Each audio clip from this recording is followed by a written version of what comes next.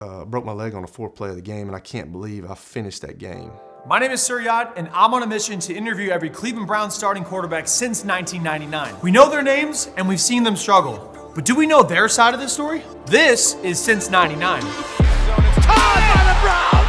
The Cleveland Browns have won the game! Kelly Holcomb, one of two Browns quarterbacks to start in the playoff game for the Browns since they came back in 99. Really appreciate the time. Absolutely, man. I appreciate y'all. So before we get started, what are you up to now? How's your post playing career? It's I'll be honest with you, it's kind of hard because I was telling my daughter the other day, she's playing basketball and in college, and she's a senior, and you never get that feeling back. I mean, it's kind of amazing when you're part of a group of guys that all have one common goal. They work out, they do so many things together. You meet, you go out on the practice field, you're trying to, attain a common goal. And, it's just kind of hard when you're young and you're in that Cleveland Brown locker room, or you're in all the, the places that I went. You think it's going to last forever, and you're a young guy, and it really doesn't. And that's, that kind of sucks at times, but, that's life. I mean, we all get older. We talked about you're 29, I'm be 50. This coming up year, so time flies. Well, good for a 50-year-old, though. I tell you what, man. I try to. Pretty good. I try to. I don't know if I look as good as Tim. It's hard to look as good as Tim, though. Tim is still jacked, buff, man. Tim is jacked. True or false? You played 3 seasons with Peyton Manning. True. True or false? You can land a plane on Peyton Manning's forehead. I'm not going to go there. That is. So it's really funny because Peyton's dad, when I went to his induction ceremony into the Hall of Fame, and Peyton's dad, Archie, went up there and he put his hand on Peyton's forehead. Oh, no. Yeah, he did. So we'll jump into that. But first, I want to talk about your career. How did you get into football? Was there a point where you were like, I could really make a career out of this? I can go to the NFL? I didn't even think about that, man. I was, I told you the story. I just enjoyed being around the game. I can remember being in high school and started starting as a junior, and then I started getting letters from colleges, and then I'm like, man, maybe this can. You didn't think about that stuff back in the early '90s or the late '80s when I played. I don't know if I ever really thought about it until I started getting letters, and when that happened, I was like, man, I might be able to carry this on. And then my senior year came around, and my head coach in Lincoln County, Coach Thompson, I went to a camp and kind of see how I stacked up against other guys, and I was like, man, maybe I can do that. So that's kind of how it started for me. So at that point, you're playing in Middle Tennessee State. You have a pretty successful career there. Are there any conversations with the NFL or any scouts of you going or getting drafted in the NFL? Yeah, I remember when Coach Robbins was the guy, my quarterback coach. He was the guy that always handled the scouts that came in. So he would always tell me my senior year when there were scouts. There was, I had a bunch of scouts come watch me during practice, and they would. It seemed like every week there would be somebody there, and sometimes there were 2 people there. So that's when you talk about when did you know you want to play football. But then I was like, well, maybe I have a chance to go on, because I'd started for 4 years. I didn't get redshirted. I started for 4 years. Now, I started as a true freshman at 160 pounds, which I don't, it's kind of tough to do that nowadays. A little bit. Yeah, a little bit. Guys are so much bigger and stronger and faster nowadays. It's amazing. Bunch of Tim Couches playing quarterback everywhere. Yeah, it's crazy. Linebacker everywhere, yeah. But I was fortunate enough to do that, and when those scouts came around, I was like, well, maybe I got a chance. And then I got invited to the combine, and that's the rest is history. So like you said, you ended up going undrafted. Did that give you some sort of like motivation, like chip on your shoulder? Like, I can't believe I went undrafted and some other guys didn't. Like, I'm going to prove It did. this. I was always like that. Like, I was always the smallest guy. I go to talk to kids now, and I give them a little encouragement, because if you would place me up on a wall with 50 guys and you said, who's the guy that would not only go on to college after high school, but go on to the pros after that and play 13 years, I guarantee you out of the 50, I'd have been the 50th pick, because I was so small. I mean, I just wasn't very big. It took me, I gained 50 pounds in college, which was crazy. So I got up over 200 pounds, and then, you know, when I was in the pros, I gained more weight because I got married. And How did you end up in Tampa Bay? You were on their practice squad, I believe. I was. Was there a conversation that led to that? Yeah, and you know, you talk about the undrafted thing. People don't realize that if you get drafted like in the 7th round, 6th or 7th round, you know, you're going to a team where they may have some quarterbacks or something may happen, and you don't get to choose where you get to go. And I know this is a crazy thing because everybody would rather get drafted. Heck, I'd have rather gotten drafted myself just to have that stigma of being drafted. But, you know, as an undrafted guy, I mean, you got to fight. You got to fight. And I knew if I ever got an opportunity, I knew I had the talent. You know, my college coaches would always say, make those coaches, when they go into the evaluating process, make them make a decision on Kelly Holcomb. And that's what my goal was every training camp, was to make them make a tough decision on me, not just say, well, Kelly Holcomb, yeah, don't worry about it. You know, I wanted them to make a tough decision on me, and I was fortunate enough to do that. Yeah. What's the greatest thing that you learned from Peyton Manning as far as like being a backup for him? Well, I mean, just the way he went about his business. I mean, he was all, you know, he was growing up around it with his dad being in New Orleans. You know, when he went to college, I mean, he was very studious about the game. And, you know, that's one thing that I got from him, man. He was such a hard worker, and he just knew everything. You know, I can remember when we were playing the Miami Dolphins, and one of the coaches were telling Tom Moore, which was our offensive coordinator, that, you know, after the game that we were going to bring a blitz. And I guess their coaching staff was like, can we get him on the first play? Can we bring a corner blitz from the hash? And one of the coaches was like, you're not going to get him. You're not going to get him. And they did it. And then Peyton saw it, and he kind of burned them with that. But that's just kind of the work ethic that he had, putting so much work into it. And, you know, it's just like Tom Brady. I mean, Drew Brees, all those guys, there's a reason why they're at the top level of the game. So you talk about fighting a lot. You kept fighting your entire career. What kept you fighting? Like, what was your purpose? I think, you know, every guy has a fear of failure. But I think the way I came in, just wanted to prove people wrong, you know, and you really don't have to. I mean, you really do not have to prove people wrong. You know what you can do inside. But I think that was always you always got kind of a chip on your shoulder of, hey, these guys didn't think I could do it, and I can. You know, every time I played, it felt like I got hurt. I got injured at the wrong possible time, where it seemed like I was going this way and I got knocked down again. So, you always have regrets. I feel like I could have done more things, but hey, I got 13 years out of it. 13 years. Yeah. So some of those years just happened to be in Cleveland. What was your relationship like with Bruce Arians, who was, I believe, your quarterback coach at the time in Indianapolis, and obviously he went over to Cleveland to be the offensive coordinator? Bruce was my guy. I mean, I still keep in touch with Bruce today.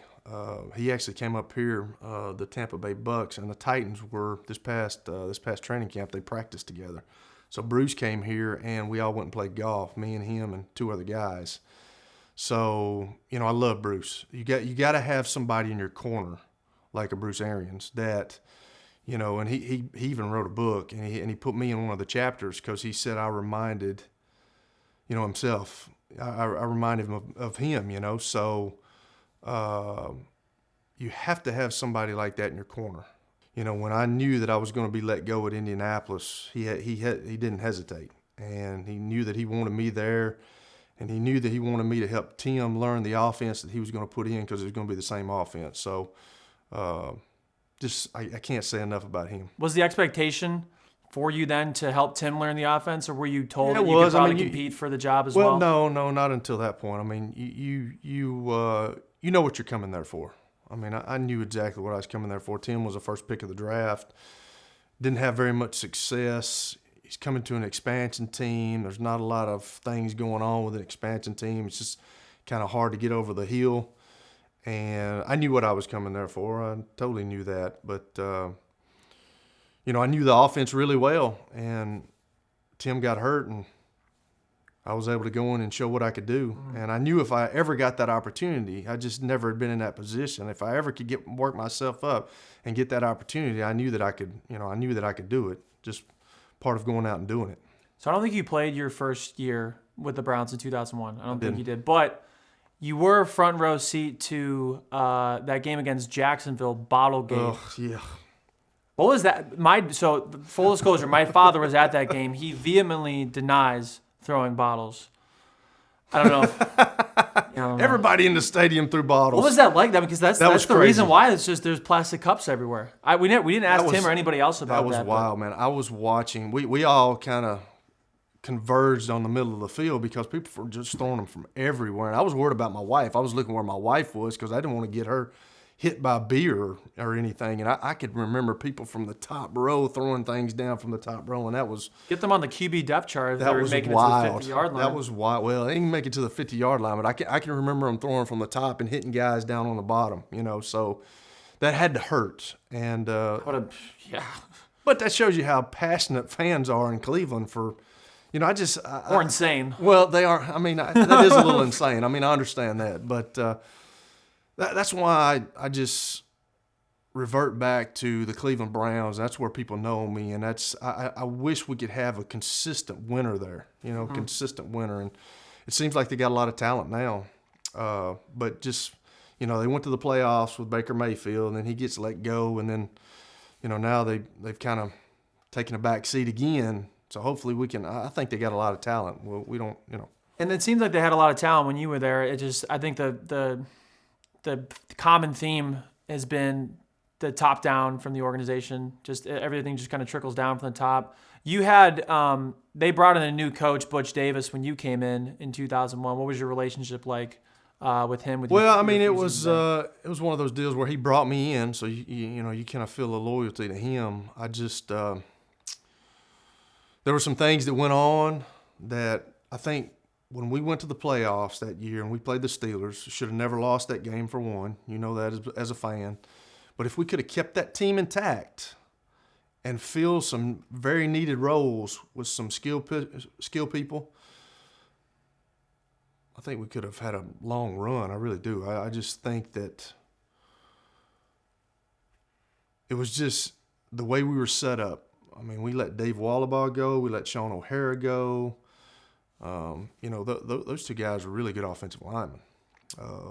We just needed to fill some spots on defense and on offense. And I think if we could have kept the nucleus of that team together, we could have done some things. And I think that, me personally, thinks that they're just now rebounding from that. I mean, it takes a long time. Yeah. And it's amazing that I know you're doing this, but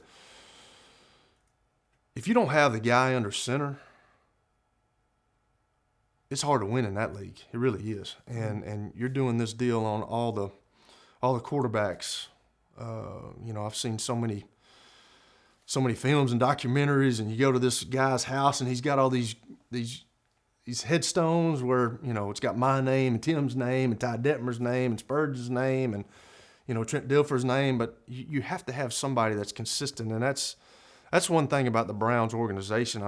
And I hate to bring this up, but you look at the Pittsburgh Steelers, which used to be, heated rivals. I don't know if it's a rivalry anymore. I mean, I think, now the Browns have started winning a little bit. But, the Steelers have dominated that series for 2 decades. Yeah. And they've had 3 coaches. I mean, you got Mike Tomlin, you got Bill Cowher, and Chuck Noll. And then you look at all the coaches that the Cleveland Browns have had. I mean, there's just no consistency. And I understand that's the way the NFL is now.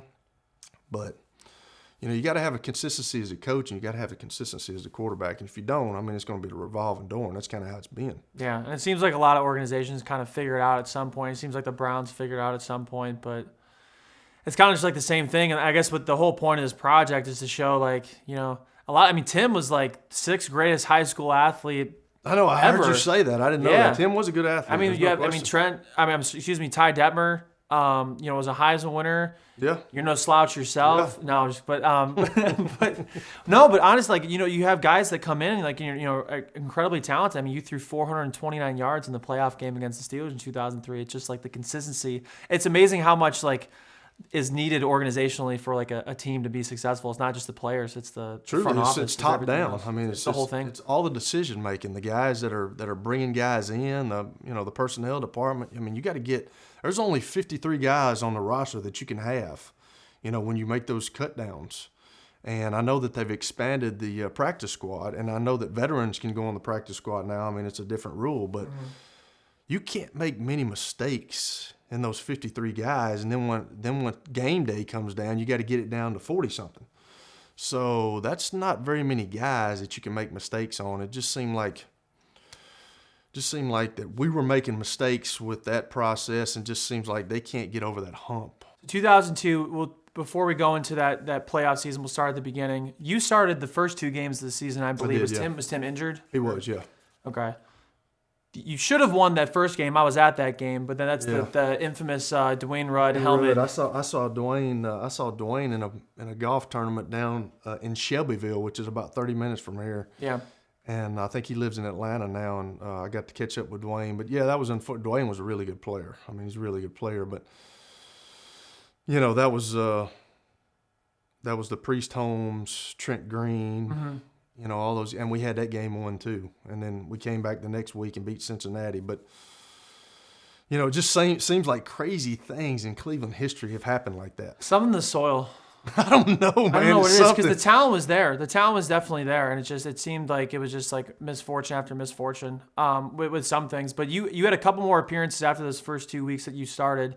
Obviously, Tim broke his leg in the final game against the Falcons. Before I talk about that, what was your relationship like with Tim, and I guess right now? It's good. It was good. I think people try to pit us against each other. The media try to pit us against each other. And I'm sure, Tim's a competitive guy just like I'm a competitive guy. He wanted to play. I wanted to play. And I got the taste of playing. So I wanted to not give it up. And then, it was kind of a tough situation to be in, really. But we maintained friendship throughout that. We really did. I love Tim. Still talk to him today. I talked to him, last week, just texting things. And did he say anything about me? Like, he did not. I didn't ask about you, big dog. But it was really a tough situation to be in, because you got 2 guys that now that can play. And then when you put one of them in and you say, well, hey, Kelly's going to start. Well, then if I go in and I play bad, you don't think of it, but subconsciously you're thinking, well, Tim just started for 3 years. And if I don't play good, they're going to put him in. And then when Tim goes in, Tim's got to thinking of, well, they picked Kelly as a starter this year, so if I don't play good, then they're going to put him back. It's a tough thing, and that's a hard thing to play under. It really is. And both of us felt that way. I know I felt like that way. And, Tim, we've talked about that. But it's not easy to play quarterback anyway in the NFL. And then when you've got that kind of conflict going on where if I don't play well, he's going in. He don't play well, I'm going in. It's tough to do. Absolutely. So you end up playing in that Falcons against the Falcons to help. And you throw a game-winning touchdown, I believe, or the game-clinching touchdown to help the Browns go into the playoffs. Didn't play very good up until that point. Didn't play very good, but we ended up getting that win. That was tough because, we were watching Michael Vick run around, and he went to one side of the field, the other side of the field, and back to the middle and threw the ball. Yeah, it was they were pretty good at that time. And we had to win that game to get in, and then I think we had to have some things happen. Yeah, I remember my brother and I were at the game, and I think they broadcasted the game that they needed the one team to lose for the Browns. Was it Jets or something? I think it was the Jets. Something had to go on with the Jets. They had to lose or something like that. Yeah, so like I think the stadium was pretty full for a while after. Everybody just stayed there and watched that game, and then obviously the Browns got in, and everybody was just so excited. But what was it like going from a guy who was undrafted from a small school to then being like, oh my God, now I'm starting a playoff game for this? It's just, I mean, once you get in that league, you understand that people put such an emphasis on it because of the media scrutiny and everything, but when it really boils down to it, it's just playing football. You've done it since you were a kid, and you just got to go out there and you got to produce. That's what professional sports, not only football, but any professional sports, you have got to produce. If you don't, they're always looking. It's a revolving door. They're always looking to bring new people in. So I was excited to go, to go play that game, and I can remember studying so much that week, and then.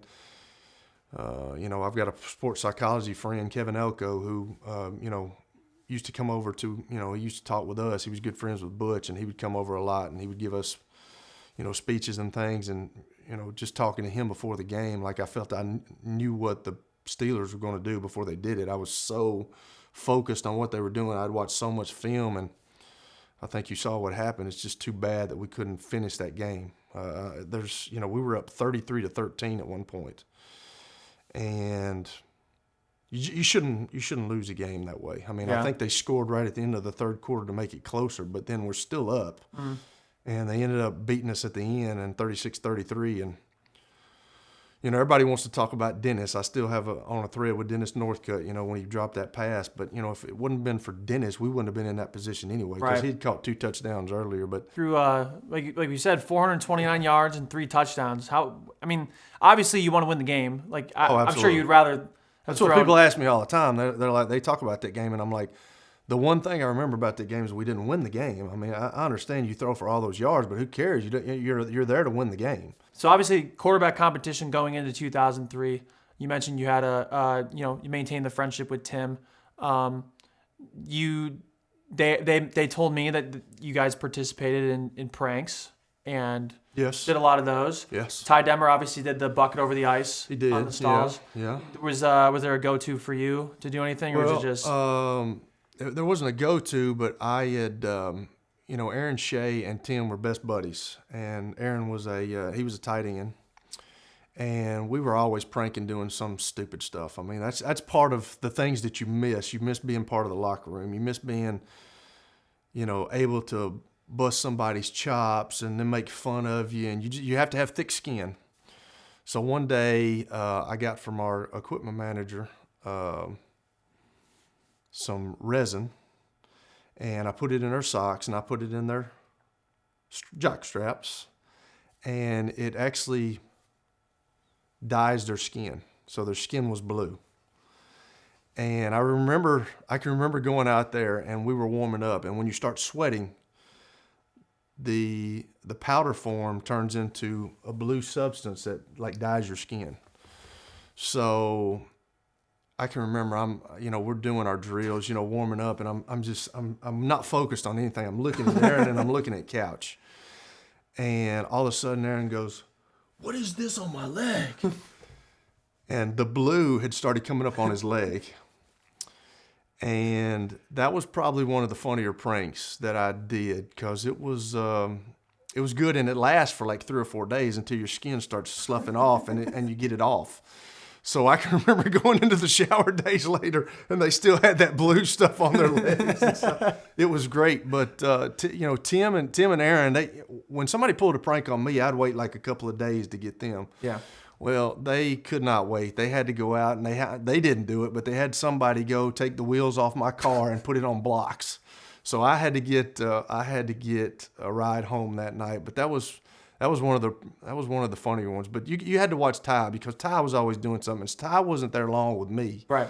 But he was, his go-to was when you were in the bathroom, man, he's going to dump cold water on you. It happens every day. I mean, it was amazing. He always did it. And he was, Ty was a funny guy. Yeah, that's confirmed by 3 people, including Ty. So that's how you know it's true. But going to that 2003 season, that was awesome. Thanks for sharing. Going into that 2003 season, did you? I mean, I remember going on SportsCenter, and they really amped up the the quarterback controversy between you and Tim. Did you? I mean, do you hear that media noise? Well, Did you try to tune it out? I got kind of so sick of it. We would go in there. I can remember being in there and for breakfast, and they would have it on ESPN. They were talking about it constantly. Unless it is what it is. I mean, that's what it was. But I think you got to kind of put your blinders on, and you just got to go out there and focus and do the job you can do, and then hopefully the best you can do is good enough to get you over the top. And for that year, it was. But like I said earlier, when we were talking back here, it just seemed like every time I got an opportunity, I would get hurt. I got hurt it was a San Francisco game. I broke my leg, and I was out for 6 weeks. Broke my leg on the 4th play of the game, and I can't believe I finished that game. Wow. Yeah. You broke your leg and then finished that game? I had a fibula break like you got. Yeah. And then I had Except that was at my high school reunion, and you were playing. Yeah, I was playing football exactly, professionally. Exactly. But I had a hairline fracture in my tibia, and I knew something was wrong because I went back to throw on the next play, and I could barely step into the throw. So I knew something was wrong. So, we went into the dressing room at halftime, and they took an X-ray of it, and they told me, you've broken your leg. And I'm like, well, everything up until this point I've always finished. And I'm like, what am I going to do now? I'm going to finish the game, which was probably stupid on my part because my brain had already said, well, you got something going on with your knee. So I ended up spraining both my ankles as well because it was trying to overcompensate. Mm-hmm. So, and then we ended up coming back and winning that game. I mean, we were down 12-0, and that's, I know you got to interview Jeff, but he was quarterbacking the 49ers, and we were down 12-0 going in the fourth quarter, and ended up coming back and beating them 13-12. On a broken leg. So obviously the last 2 seasons that you were in Cleveland weren't as good as the playoff season, but what was your time like there? Like just kind of living in the city, meeting the fans, things like that. I love Cleveland. I wish I could have stayed there. I mean, it's a great place to play football. It really is, and that's why, I'm so endeared to the fans because it's just a wonderful place. It's where kind of the birthplace of football in the state of Ohio, and then you go to Cleveland and. It was just a cool place to play. It was a cool place to be, and that's why I want the Cleveland Browns. That's where I'm remembered from, but that's why I want them to be successful because it's just such a great place to play, and there's so much nostalgia and history there. It's just amazing. Thank you very much for the time. Appreciate it. Absolutely, man. I have to reach over. It was nice meeting you. You too, man.